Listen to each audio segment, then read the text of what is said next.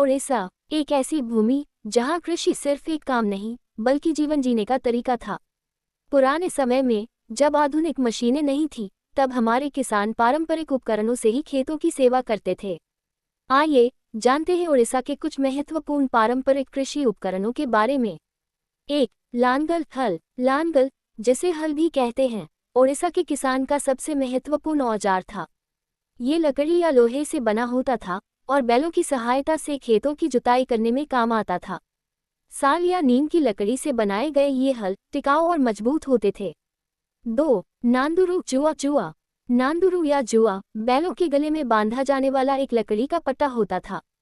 ये हल या बैलगाड़ी को खींचने के लिए बैलों को एक साथ जोड़ने का काम करता था।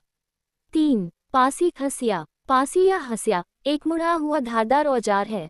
किसान इसका इस्तेमाल धान, गेहूं और अन्य फसलों की कटाई में करते थे। इसके बिना फसल की कटाई अधूरी मानी जाती थी।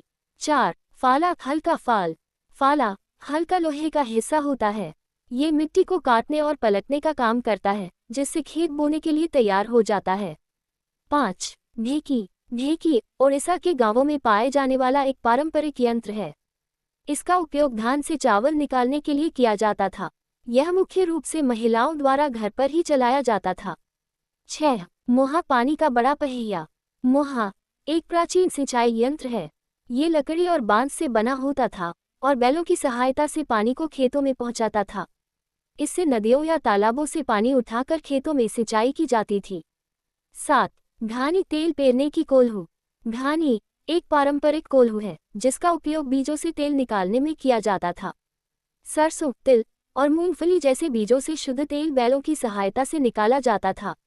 ये प्रक्रिया धीरे धीरे होती थी, लेकिन इसका तेल बहुत शुद्ध और पौष्टिक होता था।